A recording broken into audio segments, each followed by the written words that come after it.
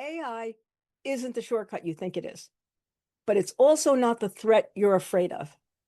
So let's get some of the fallacies off the table, and then the rest of the week, we're going to dig in and get some real work done.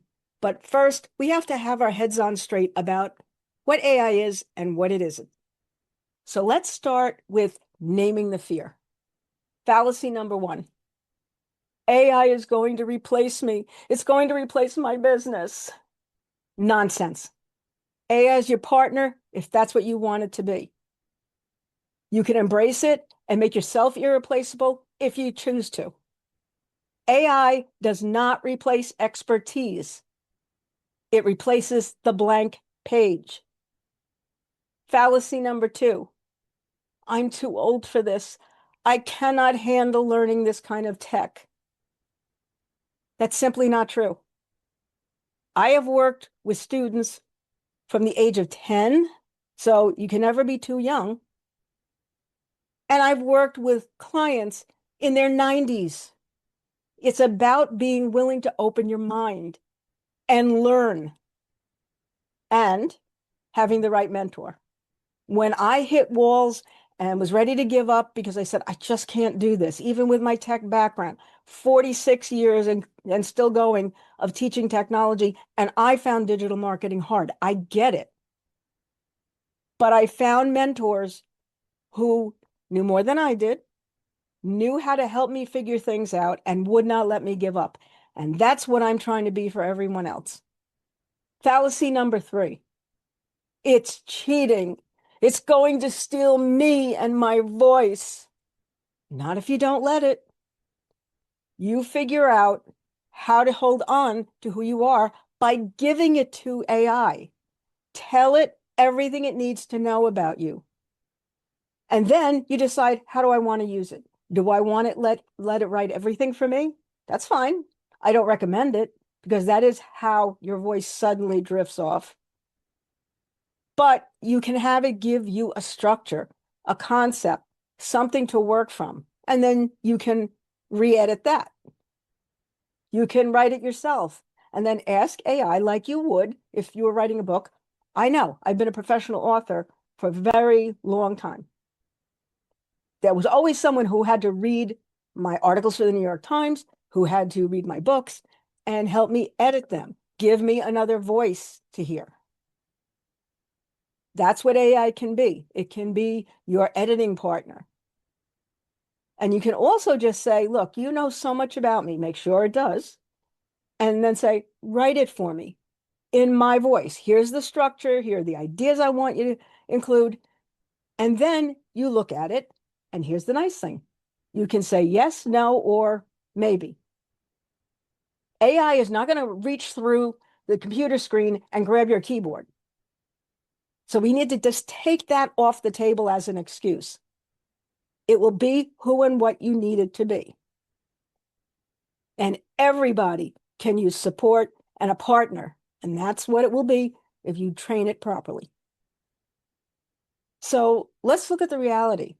A lot of people simply just don't know enough about AI, or they're listening to the panic and hysteria that's out there saying it's a monster who's going to steal our souls and take over and turn us into automatons. We are stronger than the tool itself. Humans created the tool. It will do what you want it to, the way you want it to, but it's not going to happen by magic. You have to give it the information it needs and set the parameters. I'm going to talk more about that tomorrow. How do you work with AI? What language do you use? What rules do you set so that it gives you what you want and need, not what it chooses to do simply because you didn't give it any guidance.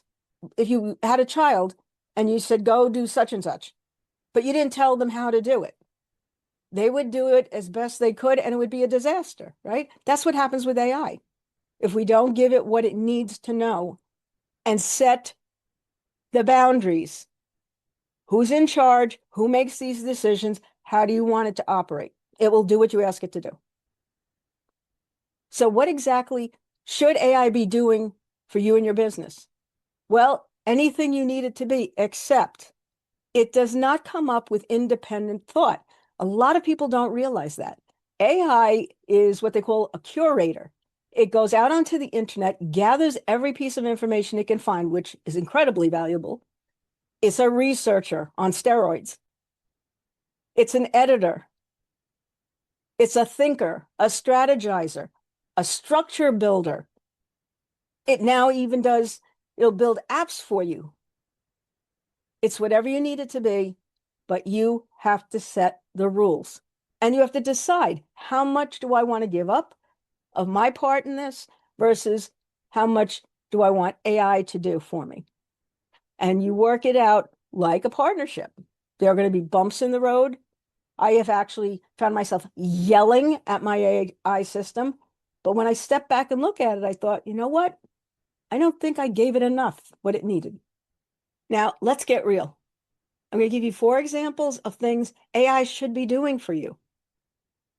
First, content ideation. It's a very fancy way of saying it comes up with ideas. Nothing is better at that than AI, except maybe our own human brains.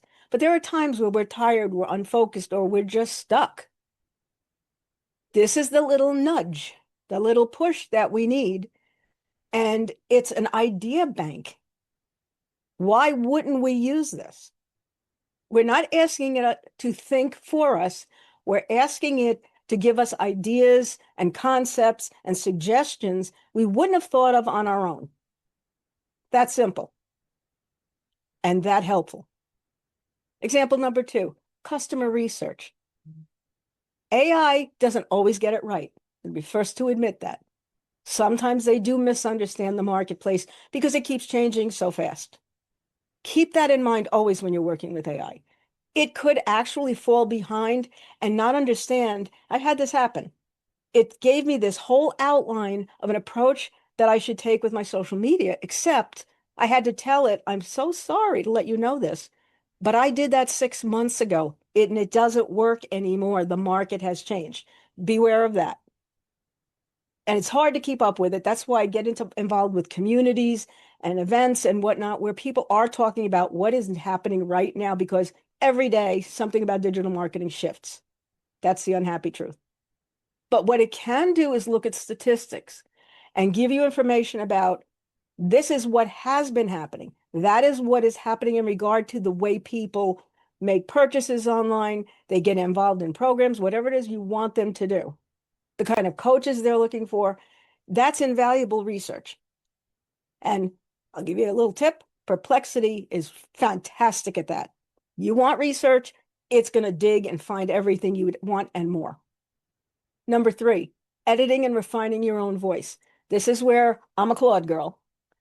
I don't think there's a better AI for writing. Yes, you have to give it guidance. You have to let it get used to you so it will then produce things close to the way you are. You know how you know you're on the right track? If you look at something that Claude or any other AI produces and said, oh, that sounds just like me. I could have written that. Then you know, maybe it'll need a few tweaks here and there, and that's fine. You always have the option to do that. But you know it has captured you. You just want to make sure it doesn't ever sound like AI, because people have gotten very good at figuring that out really quickly. So what it does is it sharpens your voice. It amplifies your message. It edits. It catches mistakes. However, always, always proofread when something has been written by AI. It can make mistakes because it's only picking up information that's already out there.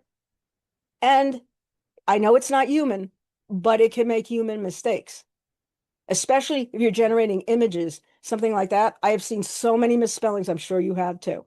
And then you got to go back and fix it. But the point is, it produces something that you can work with. And then, like an artist with clay, you mold it until it looks the way you want it to. And your AI will never get tired of you asking it, do it again, do it again. Don't be afraid to do that. Do it until you get it right. And then finally, what I think should be the word of 2026 in marketing, repurposing. Don't feel you have to start from scratch. That's mistake number 1. Number 2, do not put the same post in the same language with the same type of visuals on every platform. We'll talk about this in a future experience, but you need to know how the platforms work and what audience you're dealing with. You cannot, what's the expression? You can't teach a pig to sing. If you want to put a lot of text, don't go on TikTok.